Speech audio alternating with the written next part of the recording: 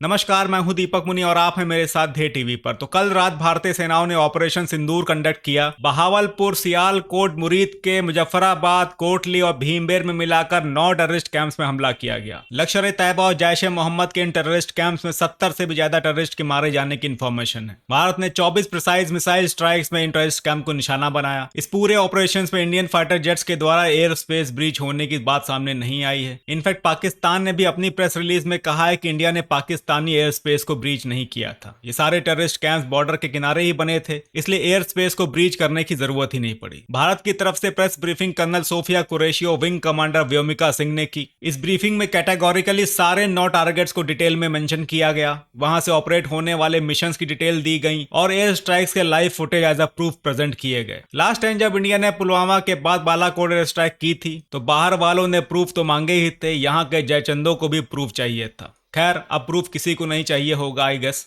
इन videos और locations की detail में मैं नहीं जाऊंगा, ऑलरेडी सुबह से ये सब चल रहा है, आप सभी लोग भली भांति सबसे इन्फॉर्म हो चुके होंगे। पर इन 9 टारगेट्स में कुछ टारगेट्स ऐसे हैं जिन पे बात होनी जरूरी है। इन टेररिस्ट कैंप्स में लाहौर से 40 किलोमीटर दूर मुरीद के टाउन सबसे ज्यादा चर्चा में है, क्योंकि यहाँ है मरकज-ए-तैयबा, लश्कर-ए-तैयबा का हेडक्वार्टर। ये वही टेरर कैंप है जहाँ 26/11 वाले अजमल कसाब और डेविड कोलमन हेडली को ट्रेनिंग दी गई थी। अजमल कसाब और हेडली ने अपने अपने बयानों में इस जगह का जिक्र किया था। मुरीदके के अलावा एक और टेररिस्ट कैंप चर्चा में है और वो है बहावलपुर, जो जैश ए मोहम्मद का गढ़ बताया जाता है। यहाँ पर इंडियन एयर स्ट्राइक्स में जैश ए मोहम्मद के चीफ मौलाना मसूद अजहर की फैमिली के 10 लोग मारे गए। ये सभी या तो टेररिस्ट थे या तो टेररिस्ट इन द मेकिंग थे। मसूद अजहर की फैमिली के मारे जाने का स्टेटमेंट, ये बात मसूद अजहर ने खुद बताई। कहा कि ना उसे इस बात का दुख है और ना पछतावा है, बस उसके जहन में ये बात आती है कि वो खुद इन सबके साथ क्यों नहीं मर गया। ठीक है, इनकी इच्छा भी जल्दी पूरी करी जाएगी। तो पिछले 15 घंटों में बहुत कुछ हुआ। मैंने अपनी लास्ट वीडियो रात में 3 बजे रिकॉर्ड की थी और तब से मुझे बहुत कुछ देखने को मिला। मैंने देखा कि पाकिस्तान के लीडर्स दुनिया को ये बताते हुए दिख रहे हैं कि इन्होंने भारत के 5 फाइटर जेट्स गिरा दिए और उनके पायलट्स इनके यहाँ कैद में हैं। इसके बाद एक खुद ही प्रेस रिलीज करते हैं और कहते हैं कि इंडिया ने पाकिस्तानी एयर स्पेस को ब्रीच नहीं किया। अब जब ब्रीच नहीं किया तो इंडियन जेट्स पाकिस्तान में कहां से आ गए? मतलब पहले एक बार ये झूठ बोलते हैं, फिर अपने ही झूठ को खुद ही अनजाने में फैक्ट चेक कर लेते हैं। इसके बाद दिन खुलता है, थोड़ा और समय बीतता है, फिर इनको लगता है कि दुनिया भर से इनको सिंपैथी मिलेगी। पर जब ये देखते हैं कि ये पहले भी अकेले थे और अब भी अकेले हैं, तब इनको रियलाइज होता है कि शायद अब वक्त आ गया है कि इनको धीरे धीरे टोन डाउन हो जाना चाहिए। इनके डिफेंस मिनिस्टर से लाइव इंटरव्यू में पूछा जाता है कि अब पाकिस्तान क्या करेगा, तो ये कहते हैं कि अगर इंडिया आगे और कुछ नहीं करेगा तो पाकिस्तान भी अब कुछ नहीं करेगा।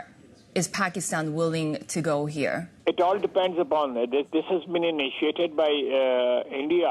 If India is ready to back down, they have taken the initiative. We have just responded. We have been saying all along in last fortnight that we'll never initiate anything hostile towards India.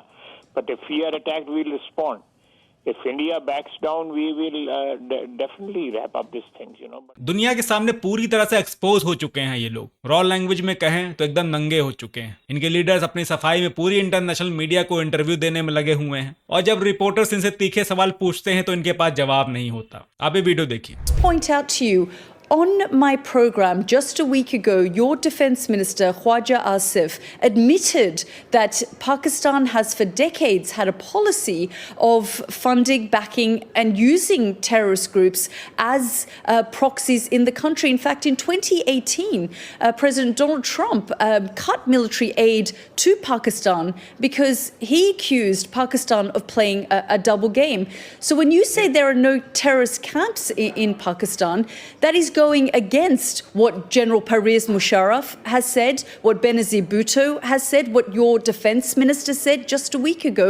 In fact, what Bilawal Bhutto said to me a few days ago, he said that terrorism and funding and backing terrorist organizations has been and was part of Pakistan's history. Post 9/11, let's talk about post 9/11 scenario, and let me be very clear.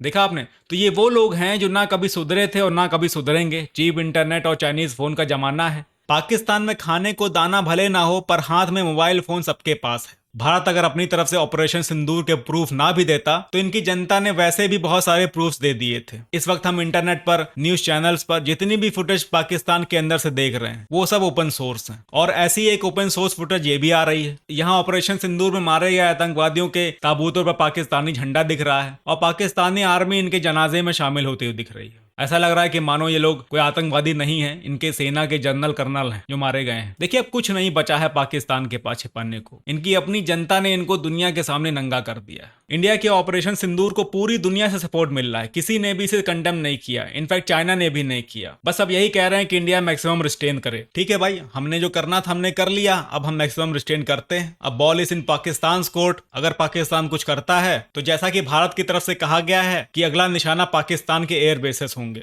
तो फिलहाल के लिए इतना ही, जल्दी मिलते हैं और updates के साथ। तब तक के लिए जय हिंद।